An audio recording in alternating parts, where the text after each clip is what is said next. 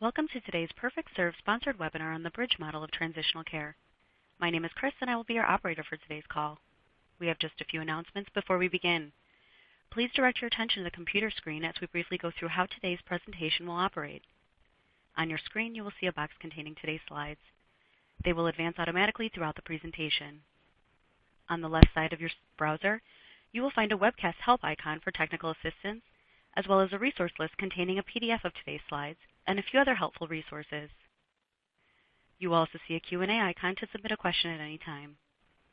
Your questions will be addressed during the Q&A portion at the end of the presentation.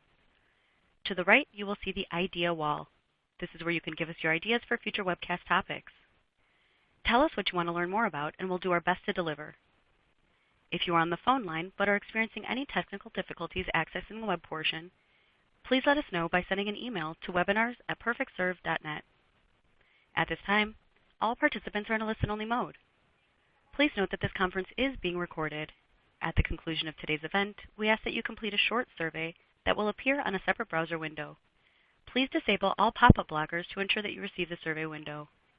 I will now turn the call over to Leanne Myers of PerfectServe. Leanne, you may begin. Welcome to PerfectServe's Thought Leadership Webinar Series. I'm Leanne Myers, Chief Clinical Officer at PerfectServe. Today's webinar is on the bridge model of transitional care. Before we turn things over to our panelists, I do want to take just a few minutes to introduce you to PerfectServe and how we help hospitals, health systems, and practices streamline and optimize their clinical communications. Research has shown that communication breakdown is the primary contributor to delays in treatment.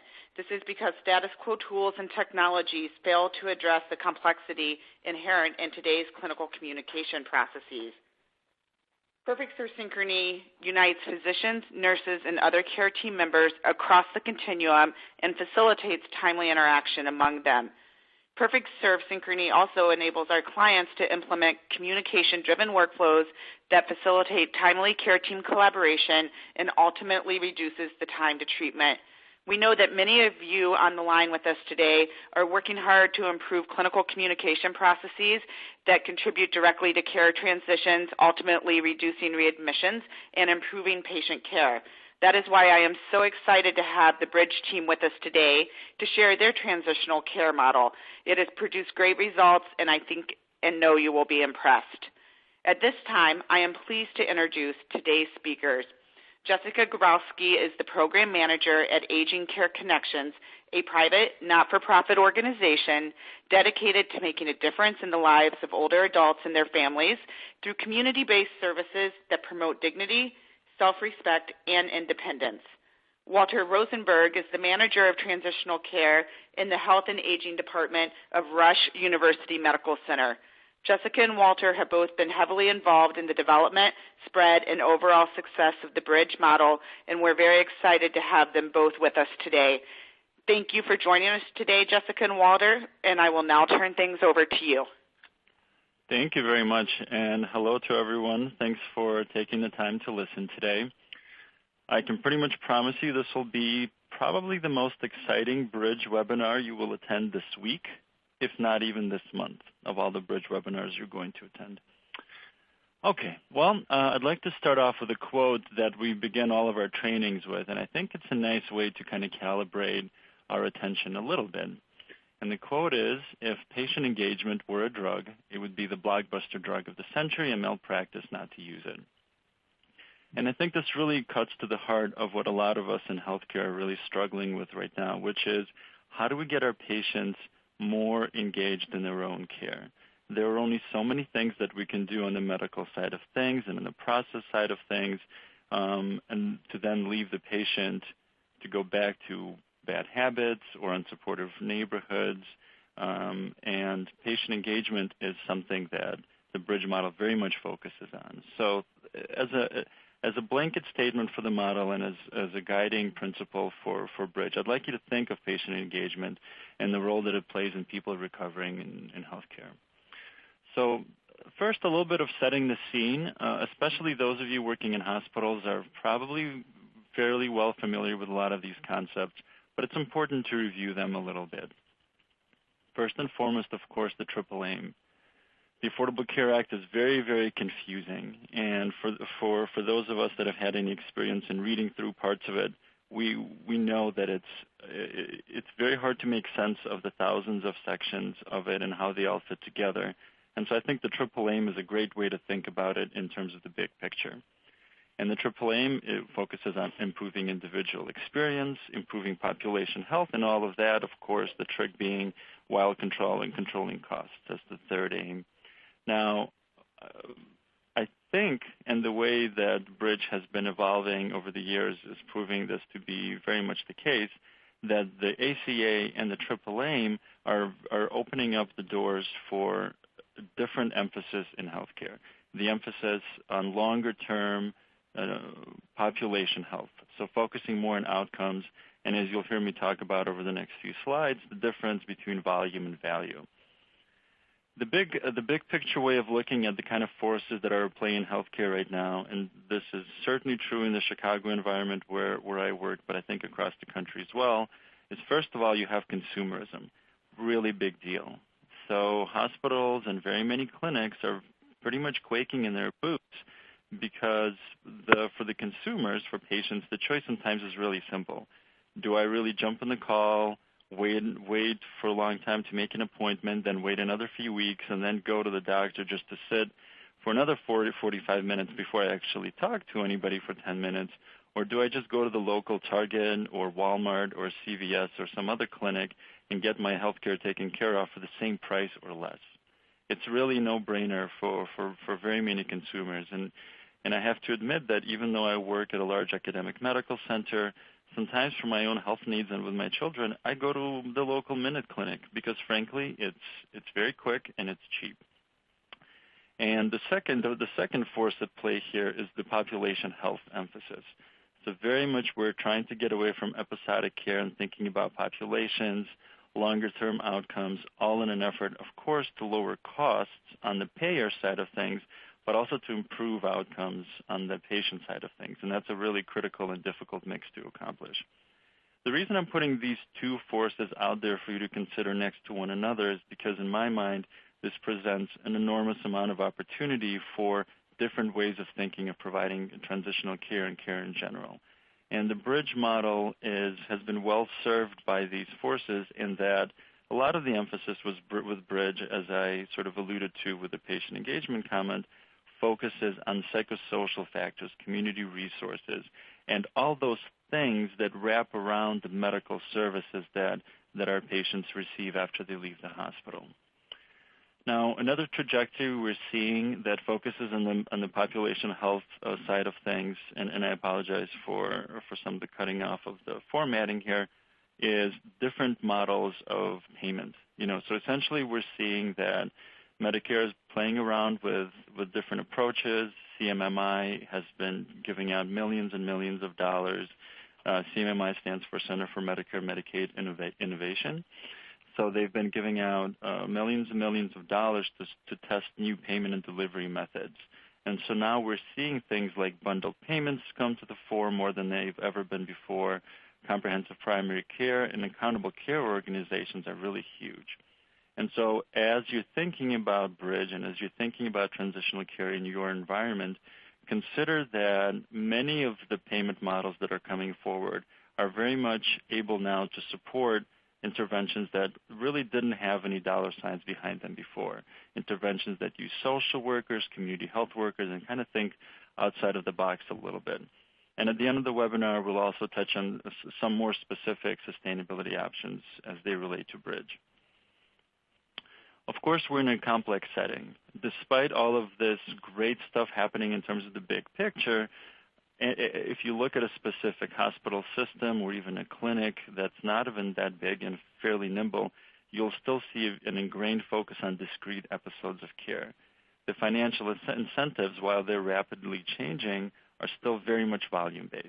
There are lots of regulatory constraints, medical technology, and all of these things, unfortunately, ignore the big picture of daily living and social factors, which very much on a gut level seem like we cannot ignore, and it really makes sense to pay attention to those factors, but that attention is not incentivized at the moment for the most part.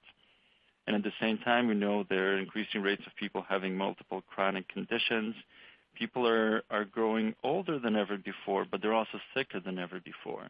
And so we are seeing, especially in the older adult population, a high incidence of comorbidity between physical and mental health conditions, and that's only going to increase.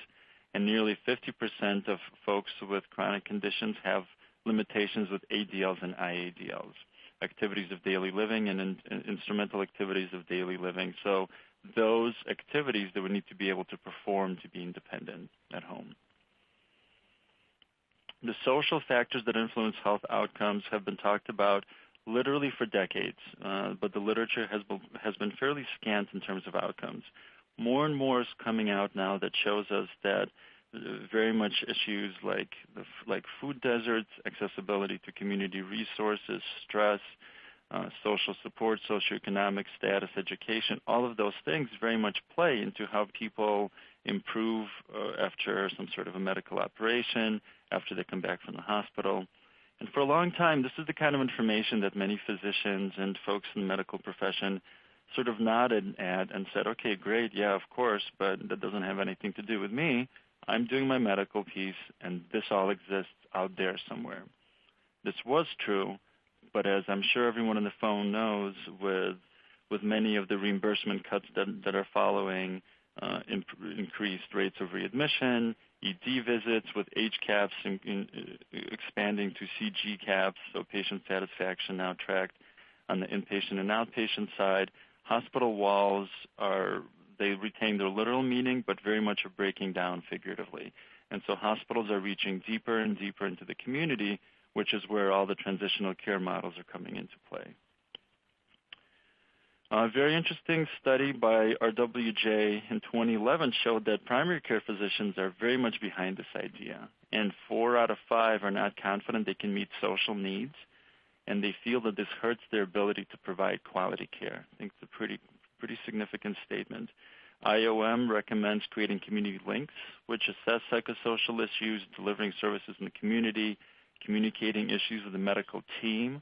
So you can see how the focus keeps growing beyond medicine to incorporate really the entire life of a patient.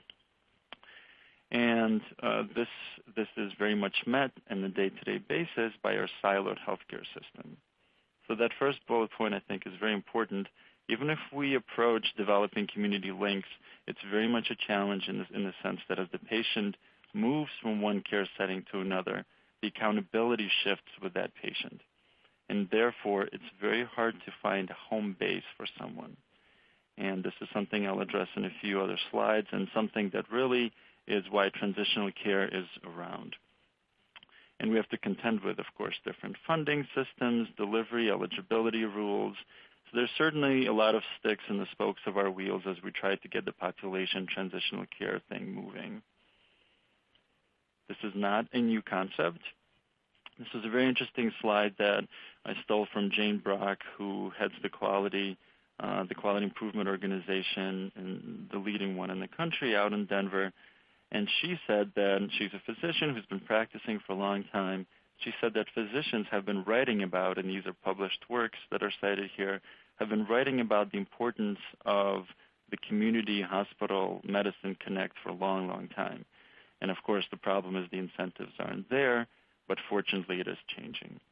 Which brings us to the focus of today's presentation, which is on transitional care, and the challenge being the one that I mentioned a couple of slides ago, that probably the main challenge is there is not a single owner of the transition.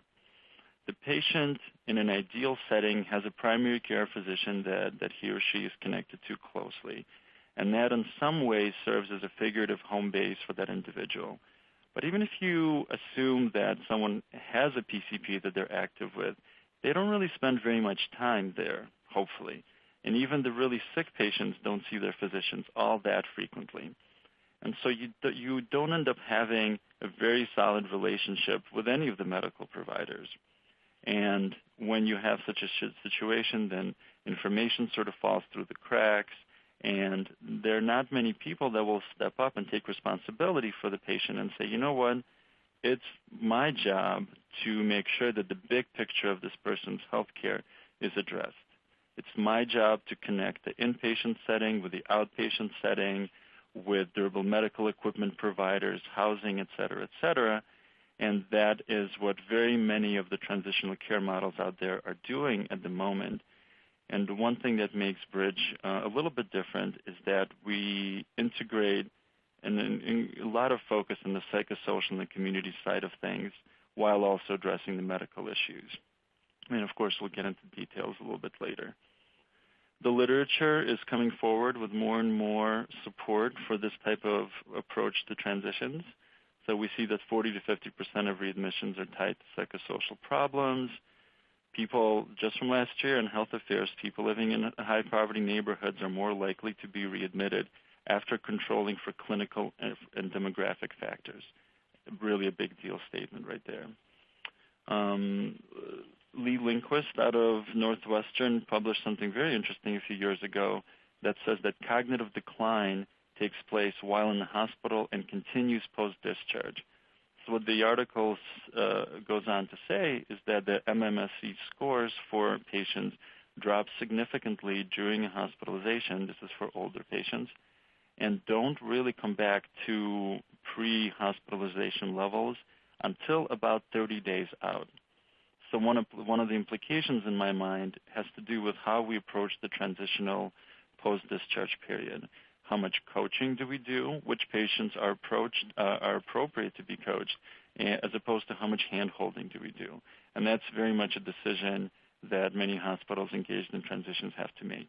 Hand-holding is more expensive, but is it appropriate for certain people? And how do we think about it as a continuum? And finally, perceived stress and depressive symptoms of family caregivers impact readmission rates. So even when we go beyond the patient to the caregiver support system, that also impacts readmission rates. So very much a lot of things that probably ring true to many of us, but now we're getting past that so what mindset and really are forced to do something about it. A few words about Bridge model history before I hand it over to my partner, Jessica Grabowski. Bridge really developed at the same time in two different locations. One element of it developed right here at Rush University Medical Center in Chicago. Around 2005, we had a very small department back then, and the idea was to find out what are some of the needs across the hospital for older adults. And we heard loud and clear from the discharge planners, most of all, who were concerned about older patients who were going home. And the discharge planners were saying, you know what, we have a really solid discharge plan. I think the medical care was great. All the resources are in place. But I sort of have this gut feeling that this person is going to come home and things are just going to fall apart. Would you mind calling them and following up and seeing what really happens with them? Fortunately, Rush is very, very much mission-driven. They allowed us a pilot, gave us some staffing for this. And as we started making these phone calls, it was like opening Pandora's box. Indeed, everything was falling apart. And discharge plan instructions that made perfect sense at bedside were absolutely confusing at home. Community resources were late or not showing up. Caregivers weren't available, transportation. And throughout all of this, the patients themselves were more and more confused, and many became just disengaged in their care. So there were so many things falling through the cracks that many patients were throwing up their hands and not following up. And that's probably the most dangerous place you want to end up. And so we started addressing the issues that we were finding back then in a very much haphazard way, just catch as catch can. We were a Department of Social Workers. All of us were master's prepared social workers. Most were licensed clinical social workers. And so we were supporting people emotionally. We were connecting people to resources. We were helping in the care coordination side with making appointments, et cetera. And eventually we saw that there was enough there that we should probably standardize that and do a randomized control trial, which we did. And at that time, the results were really kind of mixed, but it was enough for us to go on. There was enough there that we thought there was a good deal of promise, and I'll get to some of the data that we have about Bridge in a second. And at the same time, a very similar project was taking place just a couple of towns over in LaGrange, Illinois, which is about half an hour from Chicago, where a community-based organization, part of the Aging Network, was integrating into a local hospital, which they had a close partnership with, and providing the same sort of transitional care services to that hospital's patients. We had connections together, the two organizations, and so we started working on Bridge as a consortium, and joined with some other community agencies and a health and medicine policy research group, and to truly try to get a variety of voices as we crafted this model. And what was really fortunate, I think, is a lot of this work was being done well ahead of the ACA when there was not this pressure on readmissions. And it allowed us to really focus on patients and not so much in the numbers. And I think it ended up serving us well in the long run. At this point, the model is replicated in about 58 or 60 sites across the country. And I'm putting this map up here mostly to show that one of the tenets of Bridge is that it's very much flexible to setting. So we have hospital systems that replicate it, a lot of aging network organizations, some hospice organizations, you name it. The idea is that regardless of setting, regardless of rural, urban, or the demographic breakdown, Bridge seems to ring true to many of the sites that reach out to us. The impact of Bridge is rapidly evolving. We currently have a publication that we're waiting on that I'm not able to speak about, but the most recent data that I wanted to share with you comes from the Community-Based Care Transition program that some of the hospitals on the call may be familiar with. We served as a consortium of 6 hospitals, about 6,000 patients, and during that time, we saw a pretty steady picture. When ended up being a readmission reduction of about 30.7%, 60-day reduction, and 90-day reduction as well, compared to the baseline which Medicare provided us. And this is something that very much backed up the numbers that we've been seeing for the last few years as well. And at the tail end of this presentation, I'll also share with you some data about work with high utilizers that we've been focusing on. And now Jessica Grabowski will take over talking a little bit about the model specifics before we come back to some administrative issues. Jessica? Thank you, Walter. So yes, I will be talking about the Bridge model specifics. I will discuss the unique role social workers have during implementation and how they benefit transitions.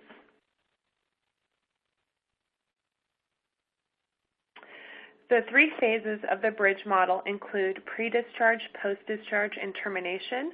The process begins when a Bridge care coordinator receives a referral from either a doctor, nurse, case manager, social worker, or even directly from the client or family.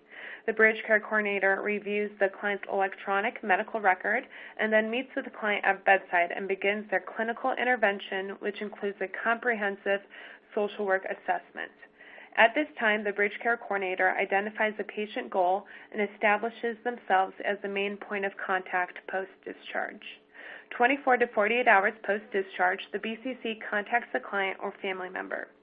The BCC engages the client using their clinical social work skills, which I will go over in the next couple slides, but this includes open-ended questions, motivational interviewing, and so on. The Bridge care coordinator addresses the discharge plan and various patient-specific medical aspects, including medications, doctor's appointment, home health, physical therapy appointments, and so forth. The BCC addresses any discharge plan confusion, lack of resources, and start of various services. In addition, the BCC addresses the client's specific goal to get them engaged in their health care. Finally, the BCC makes as many calls as necessary to ensure the client's safety and to clear up any confusion. The post-discharge phase is patient-centered as well as may be specific to each site. Some sites have their social workers use their clinical judgment, how many calls that they will complete with the clients. Other sites have a home visit component or risk stratify their patients. Others provide telephonic support and connect with all providers that completes a home visit. Bridge allows sites to adapt the model so it best suits their client population needs. Regardless of these adaptations, all sites focus on building rapport, making short-term objectives with the patient, and involve the whole care team as well as family caregivers. Clients' care team members include home health, case management, physical therapy, and so on. This post-discharge phase is complete when there is no longer any confusion, services have started regularly. At this time, the termination phase begins. During termination, all support should be secured, and long-term support should be in place with appropriate agencies. The goals of this whole intervention includes decreased readmissions and mortality, increased physician follow-up, increased understanding of medications and the plan of care, and decreased patient and caregiver stress. Bridge has 6 fundamental elements. These include the social determinants of health, community-specific focus, hospital-community collaboration, comprehensive assessment, clinical intervention, and continuous quality improvements. I will dive deeper into these building blocks in the following slides.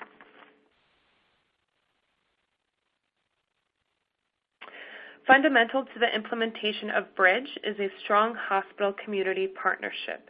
As I stated in the previous slides, the Bridge Care Coordinator is the primary care coordinator. They are also an extension of the inpatient clinical team, which all begins in the hospital. Best practices include the Bridge Care Coordinator having access to the electronic medical record and patient rounding with the multidisciplinary teams. Thus, the BCC serves as the middle ground and has patient information from the inpatient setting to the outpatient setting. The BCC manages the care coordination tasks post-discharge and facilitates inclusion of other team members. So what does this mean? Just this week, I had a client call. I called them post-discharge. And the client stated they were extremely weak and that they were not using their walker. When I asked why they were not using this walker, because this is part of her discharge plan, she said that she did not receive it yet. So I contacted the SNF, Skilled Nursing Facility social worker, and asked her about the walker. She thought that the walker was already delivered. The client was also sleeping on her lazy boy because she couldn't get out of her bed. The client wanted a hospital bed. So I connected with the home health nurse who was able to get an order from the physician. The BCC also facilitates inclusion of team members.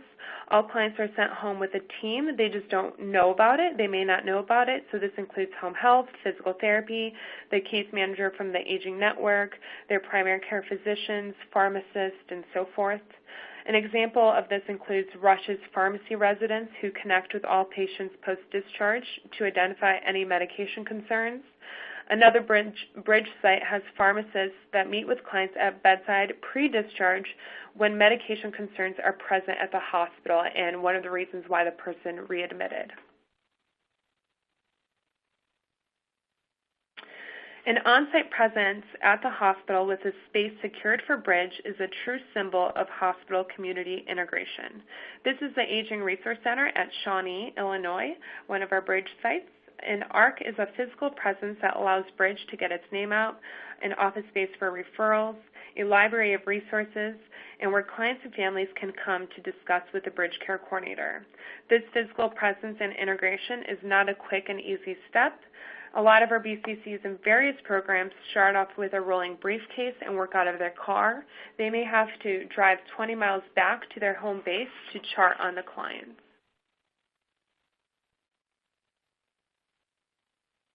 Bridge requires community expertise.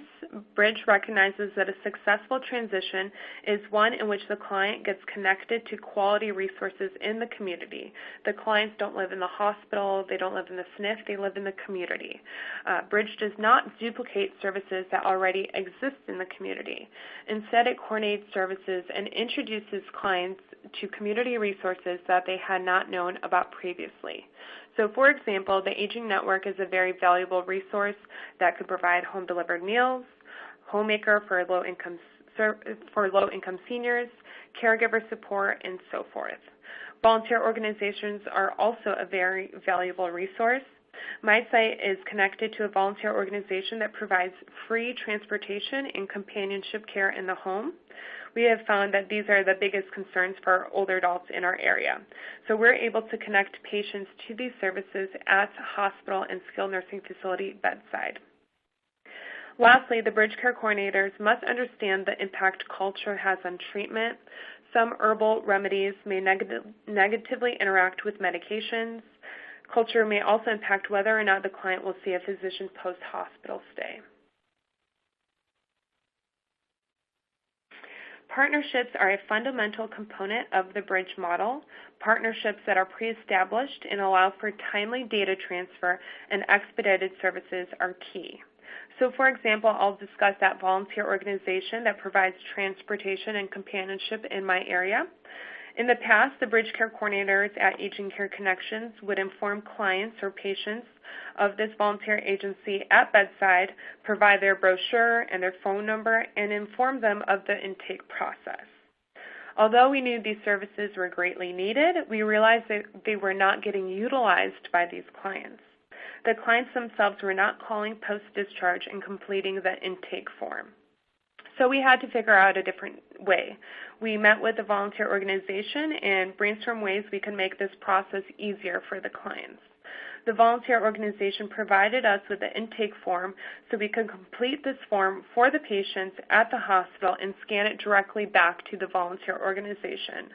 This allows for expedited services, so if the client needed transportation for their doctor's appointment a couple days post-discharge, they were already in the system, and it was quick and easy for these clients.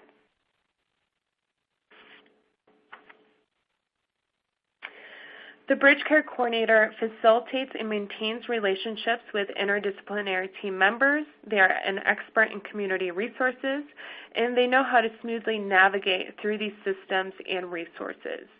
We provide our replication sites with an Excel tracking tool, which allows the managers to track community partner relationships. This tracking tool allows managers to differentiate relationships based on strength. We say managers should meet with providers quarterly to maintain these relationships. These community partners are key to Bridge and to a successful program. Excellent partners provide information back to the Bridge Care Coordinators. They know who to call, they know each other by a first-name basis, and have a great working relationship. They also can advocate for the clients and expedite services and so forth. An example of building a great network of partners is the Community Response Network, which was developed by Aging Care Connections. The Community Response Network is a collection of nonprofit and for-profit providers that have come together to assist clients post-discharge. The providers that we have included in this network is based on the client's needs.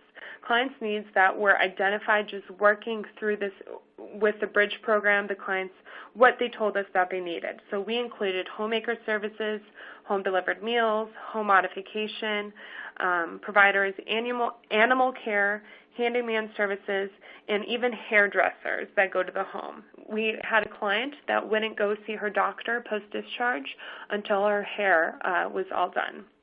So we added a hairdresser that goes to the home. So these providers sign a memorandum of understanding promising to start services 2 days post-discharge from the hospital, as we know that this is the most critical time for these clients. They attend quarterly meetings, and they learn from each other of how to best serve the population. So just working together, it has made the whole community smaller in and of itself. The Bridge Comprehensive Assessment is a social work assessment that is started pre-discharge but not completed until post-discharge. New needs arise once clients get home and have a true understanding of their condition and how it impacts their abilities and well-being. This assessment has had continuous revisions based on focus groups, input from our Bridge Care coordinators, and an actuarial firm to ensure it's a meaningful tool. It utilizes a biopsychosocial approach that recognizes the impact social determinants of health can have on a successful transition. Taking our assessment further, we assess the Bridge intervention at a larger level, looking at root cause analysis for readmissions, as well as analyzing client data from these assessments for quality improvement to find ways to improve interventions and identify problem areas.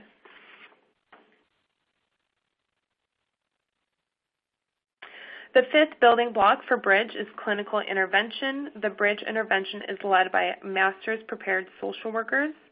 The approach with clients is very clinical. We expect bridge care coordinators to be well-versed in the social work principles, such as the person and environment perspective, which states that an individual and his or her behavior cannot be adequately understood without considering the various aspects of that person's environment. In addition, the BCCs need to utilize client-centered interviewing techniques, understand the stages of change, and practice cultural humility. This work is very complex, and as such, Bridge requires regular supervision for bridge care coordinators. Supervision assists with identifying best practices, common problem areas which can be addressed at a systemic level, and a continuous professional growth for bridge care coordinators to ensure clients receive the best care. Social work interventions are difficult to standardize, operationalize, and track, but that is something the Bridge model does very well. Our tools allow sites to measure and understand the impact Bridge has on clients transitioning home. Motivational interviewing is one of the many social work clinical skills we expect bridge care coordinators to be well versed in. The basic approach to interactions in motivational interviewing is captured by the acronym OARS: ask open-ended questions, provide affirmation, reflection, and summary. We know if we ask closed-ended questions that the client or the patient will just tell us what we want to hear. Did you pick up your medications? Yes, no. Tell me, how did it go? And ask open questions. How have you been doing? How are you doing now that you're home? And so forth.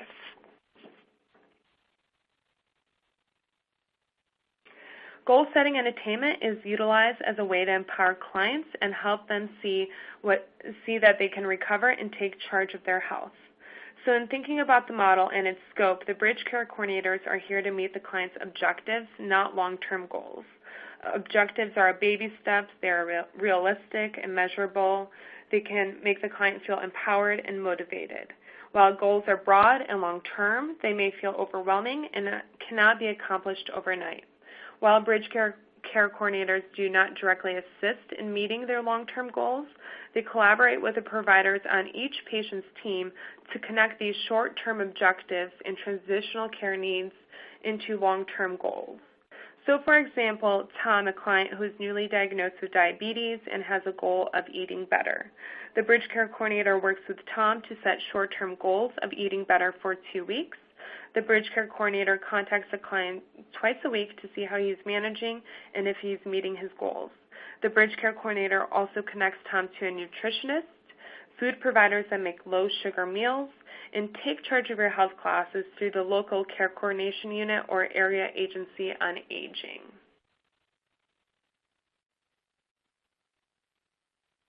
And lastly, I will discuss the stages of change. There's pre-contemplation, contemplation, preparation, action, maintenance, and relapse. Social workers meet the clients where they are in the cycle. We cannot approach clients with overarching goals when they're still in the pre-contemplation stage. So, for example, we had a client that was really struggling at home. She was ambulating poorly, underweight, and forgetful with her medications. She was in the contemplation stage because she did have concerns, but she still was not willing to have anybody come into her home. The bridge care coordinator knew that she needed someone there for a couple hours each day, but the client was not ready to hear that. So the bridge care coordinator asked the client to try out this non-medical help, a homemaker, for an hour or two, twice a week for 3 weeks, just to see how it is. And the client was willing to accept. After about a week of service, the client wanted to increase her hours to 2 hours every single day. The client experienced the benefits firsthand. They were able to build a relationship with this homemaker, and they were also happy because they were still in control. It was their decision to let somebody into their home and work with them. And now I'm going to turn it over back to Walter, who will discuss quality and sustainability. Thanks, Jessica. Everybody's favorite section, the administrative side of things, and I would have to say that after years of experience with this, it doesn't really get very much more fun or more interesting for most people. But I have to say, I rather love this side of things, because when you're dealing with something as soft, if you will, as social work or psychosocial interventions, it's nice once in a while to have the safe harbor of some specific objective numbers that you can turn to. And as Jessica alluded to in her bridge model specific section, we jump on every chance that we can to try to do a little bit more of standardizing, operationalizing things that oftentimes are kind of left to just clinician judgment or something along those lines. We really very much want to have a repeatable, consistent process that we can measure fidelity of and track the outcomes both in the process and outcome side. So one of the things that we pay attention to, or the things that we pay attention to in this universe of administrative concern, include everything from quality of the actual intervention to supervision, which is really a big deal because clinical supervision for social workers is an important way to make sure that all those clinical skills Jessica was talking about really continue to be provided at the highest level. Morale, and another big deal issue which comes into play when so many of the cases we're dealing with, and this is the case at Rush at the moment, are really the sickest of the sick. And it's a pretty difficult emotional burden to bear because in many ways, transitional care interventions, they're sort of the litmus test for how dysfunctional the systems in our areas have become. And they're pretty dysfunctional. And so not only are we working with client factors, doing the care coordination, the case management, trying to provide the short psychotherapeutic support to get folks more engaged in their care, but we're also constantly battling the siloed systems where community resources are provided by, very much burned out providers in many situations. And so you have you have a little bit more of the situation where we're sometimes looking at the community providers the same way that we look at our patients, because that's one of the best ways to advocate on behalf of our patients. Compliance issues come into play. Strategic planning is really big because this ties to financial allocation discussions. And so when no institution has unlimited funds and we're dealing with limited money, you have to try to figure out what role do transitions play in our strategy, and is this really the best bang for our buck? So these are all questions that we try to address. And behind all of this is this looming specter of sustainability, which really until about a year ago was pretty much a loser for transitions. Hospitals that engaged in transitional care interventions often focused on patient quality, and that's how they and satisfaction, and that's how they justified the expense. And as we're hearing from across the country, even right now, even the reimbursement cuts for 30-day readmissions are often not high enough for hospitals to actually care about.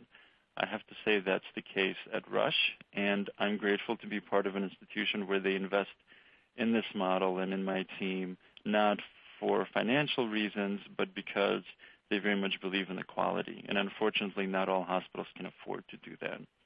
So these are all the issues that we address in our training on the administrative side of things. Behind all of this and what makes everything run is the important power of data. Social workers traditionally, they don't like data. They don't like playing with numbers because it seems to run contrary, although I think it's a false dichotomy. It seems to run contrary to patient work. When you're there one-on-one with the patient and you don't necessarily want to think about numbers, you want to think of this person, this individual in front of us, which is what so many of the clinical skills that we use come down to. But unless we track outcomes very carefully, it becomes very difficult to see if we're actually making an impact or not, or if it's more of a feel-good intervention. So the outcomes are generally broken down into process and outcome measures. So this is how data is broken down. On the quality side of things, we use process measures with Bridge to track quality assurance. So the Access database Jessica mentioned is one way for us to collect this data and then put it through a PDSA, continuous quality improvement process, which I'll get to in the next couple of slides.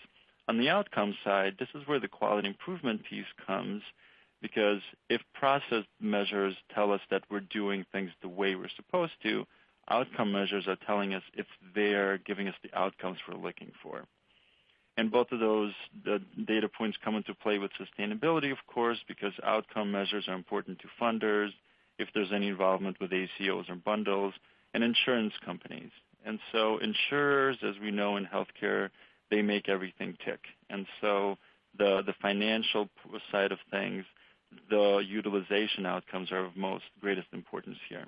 On the hospital side, it's a little bit different. We're looking very much at revenue, an ability to generate some sort of a downstream impact, whether there's a return on investment specifically using certain codes, which I'll touch on in a little bit. Maybe there's an impact on patient satisfaction through HCAHPS, which I've been tracking at Rush for the last few years, and in fact there is a connection in the right direction, and to help with business planning discussions.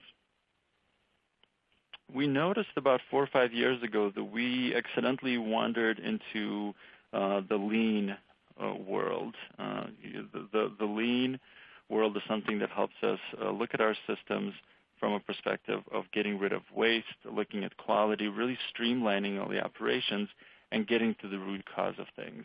We've noticed that just years of experience have forced us into some of these conversations, and it wasn't until some of us have started getting some expertise in Lean and Six Sigma type of approaches that we saw that we're actually have been doing this, which is really interesting.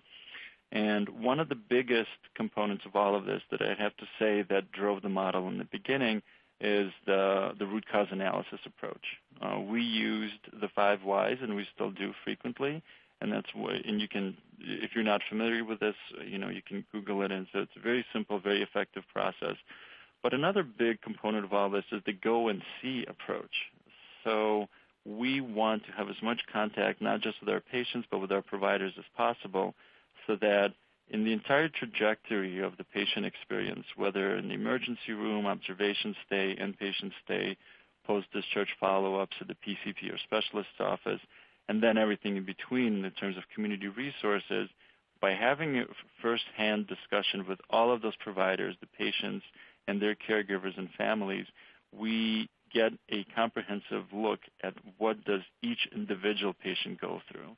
And that helps us to target the model and get its specificity way up in terms of how it's applicable to each specific patient, rather than necessarily cast a general good enough net when we're providing our interventions. And so this Plan, Do, Study, Act continuous quality improvement process is a very big component of Bridge. It's really critical because it takes an intervention which, by virtue of using social workers and paying attention to as wide a breadth of issues as Bridge does, it takes that decent start and then keeps tailoring it more and more specifically to the specific population that each site is dealing with. On the surface level, what that means is we look at the identified needs that we uncover, so the assessment that Bridge conducts, and we couple those with the interventions that we provide. There are 12 discrete interventions. And as a first run-through, we just look at the top 3, 4, 5 assessment data points, interventions, just to give us a sense of what our patients are going through and what we're doing to help them. And then we're also looking at things like relationships with providers. So as Jessica mentioned, it's a really big part of the model, and we track our relationships with them and have a standardized approach to improve this network.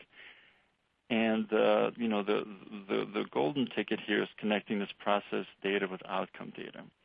And then when we're looking at readmissions, physician follow-up, ED, utilization, mortality, we're not looking at those numbers in a vacuum, but we're seeing what are the top needs for our readmitted patients? What are the top interventions for those folks? And that allows us to continuously be more and more specific in our interventions. So this is generally our approach to the administrative side of things, in as much detail as we can get into in about 10 minutes we have for this section. But going forward, there's some really exciting things. So first of all, finally, over the last year and a half, a couple of Medicare codes have come forward which are very related to transitional care. of course, the TCM codes, the 99495, 99496 codes that came out, which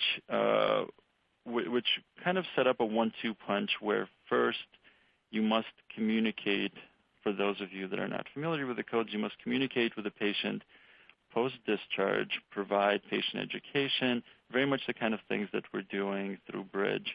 And then, as a second component of this code, you need to get them in to see their physician within 7 or 14 days.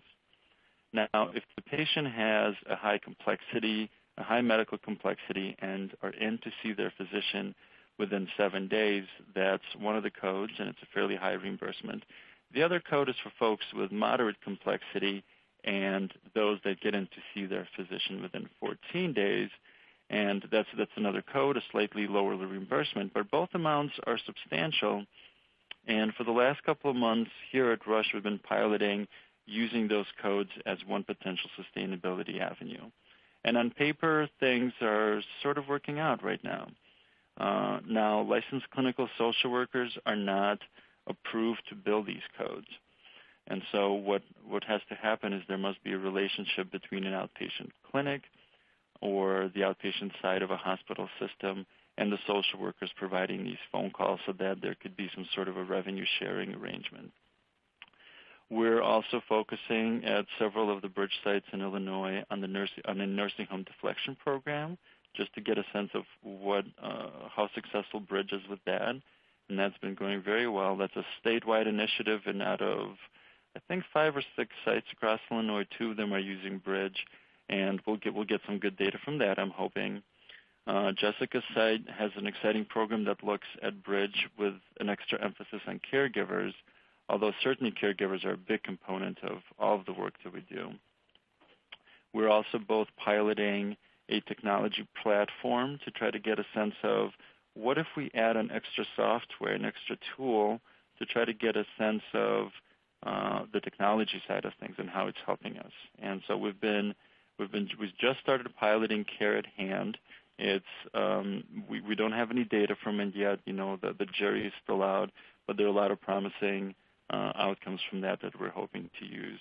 But there are many similar programs out there for those of you that are interested that are also really they really all do show a lot of promise. So Loopback Analytics is a really big name as well.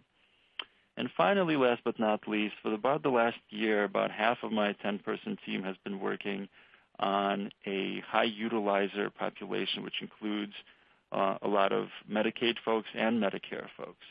And so we're seeing really the sickest of the sick, very emotionally challenging cases. And I wanted to share a little preliminary data with you that looks at our impact on 30-day readmissions. And so high utilizers have been defined anybody with 5 or more admissions in a calendar year. And even though they're less than 3% of the patient population, they're responsible for a great deal of our readmissions. And this is something that's really true across the country with this population. And we're seeing really good impact. So at least 20% or more, some months going up to 40% reduction, which is great. Literature has been showing for years that really you shouldn't throw resources at high utilizers, as cold as that sounds, because you can't make an impact. And yet we're seeing that even with individuals that have been really consistently sick, a more psychosocially based intervention is still having an impact. And at this point, I think we can stop. And I believe there are a couple of poll questions coming up and questions now. So in the 5 or so, 6 minutes we have remaining, we would love to hear from you. Thank you very much. Great. Thank you so much. If you'd like more information on the Bridge model, please let us know by using the poll on your screen. And at this time, we'd like to start posing some of the audience questions. We will get through as many as we can. If we cannot get to them, we will make sure that they're answered in our remaining time. So the first question to the Bridge team is, the Rush Bridge model is very sophisticated and well established. What would you say is the basic team needed for one to start a TCM team for a pilot in order to cover the basic needs? That's a great question. You must have somebody for that kind of pilot that's able to bill. So you need to have at least a nurse practitioner that's solidly on board. And I think if you have an NP and a master's prepared social worker, that's already a great start right there. So as a bare bones intervention, that right there will get you going. Great, thank you. How does your BCC communicate to all entities, PCPs, specialists, home care agencies, mental health? Do you send weekly notes to all providers involved, or do you do it electronically?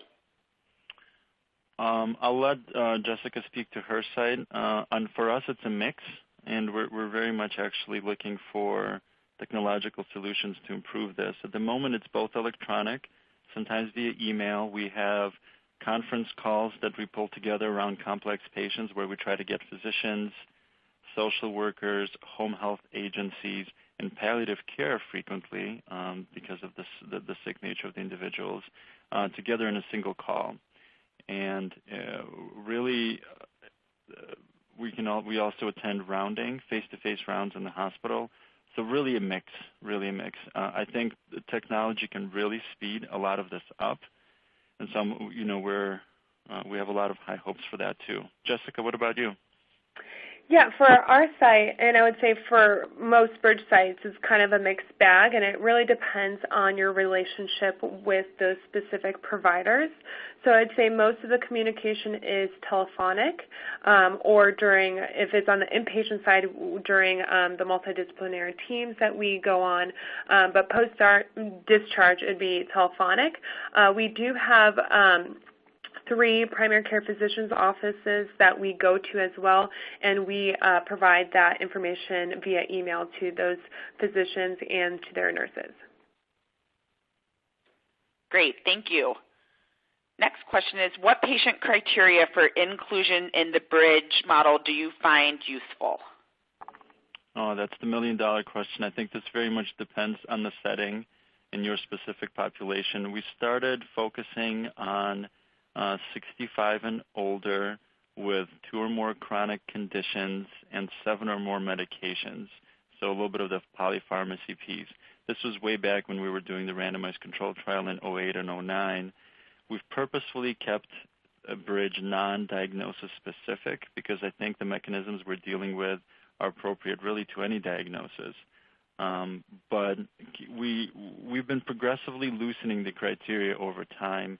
A lot of it because the hospitals have been asking us to serve more and more folks, and we noticed that the outcomes are pretty consistent regardless of the population. So I wish I could tell you a little bit with greater specificity, but there's a lot of work being done across the country now in predictive models that try to figure out who exactly you should be focusing your resources on, and we just don't have a good answer to that question yet. My site, in the beginning as well, we did have criteria that we provided to the hospital, social need, living alone, multiple medications, diagnoses. During CCTP, we both had criteria that the person had to be inpatient, 60 and older. Now, since we've been at our hospital since 2007, we are well known, and they provide their high-risk patients, people that need community support. So they just, whoever they refer, we will see. Some sites are specific by diagnoses. Other sites are just on the behavioral health unit floors. Others are in the ED. So it really is specific to your organization. I would just say in the beginning, start small. Definitely have a criteria for your pilot, and then you could expand. Great, thank you. I'm going to pose one more question. We do have several more questions that keep coming in. We will make sure that we get those answered for you all, and we'll send it out with the follow-up email after this. So the last question that we're going to pose today is, it seems that this is really duplicating what should be done by the case managers and the floor nurses. Can you comment on that? Oh, yeah, that's a very popular question that comes up. We partner very closely with case managers, and for those of you that remember, that was actually a big part of why Bridge came around. A lot of this has to do with scope of activity and availability of information. So case managers absolutely try to put as much of this in place as possible ahead of time. However, they don't generally look past on the post-discharge side of things and don't know how things played out. And things don't play out well. And so There has to be someone on the other side of things that receives it. The bulk of the bridge intervention is in fact post-discharge. Pre-discharge, we see case managers as really close partners of ours. And that's probably a good way to start answering that question. But I have to say, in every site where we started with the bridge, while at first there's a little bit of a, who are you? Are we doing the same thing or not kind of questions, inevitably we become great partners and work together in cases. Yeah, we definitely, I just want to piggyback off of Walter. We definitely, we have the plan that is started by the nurse or the social worker on the inpatient side, and we just make sure that plan is getting executed post-discharge. Even medications, sometimes the client doesn't even want to say that they don't have money to pay for medications post-discharge. So just to make sure that everything is going to be implemented post-discharge, as well as maybe the referrals weren't received. That comes up quite often. And we do have that community-specific focus, so we're able to put in community services and supports that maybe the social workers at the hospital don't know about as well as the bridge care coordinators. Great. Thank you so much. If you'd like some additional information on how PerfectServe Synchrony can help your hospital practice or system improve and streamline communication workflow and improve care transitions, let us know by using the poll featured on your screen. And I also want to share with you the next few events in our webinar series. Our next webinar is scheduled for September 12th, and we have a moving and inspiring webinar from Deborah Durkin, who will be sharing a patient advocacy story. As always, PerfectServe Thought Leadership webinars are free to join, so please register by visiting PerfectServe.com and clicking on the Knowledge Center tab. As I mentioned before, there were several questions that we did not get to, most of them related to CPT codes and billing. We will work with Jessica and Walter to make sure that we get those answered and out to our attendees. Jessica and Walter, I'd like to thank you for a wonderful presentation today and also thank our audience for joining. Please take a moment to complete our short survey and tell us how we did. Everybody have a great afternoon, and thanks again. Thank you, ladies and gentlemen. This concludes today's conference. Thank you for participating. You may now disconnect. Speakers, please stand by for your post-conference.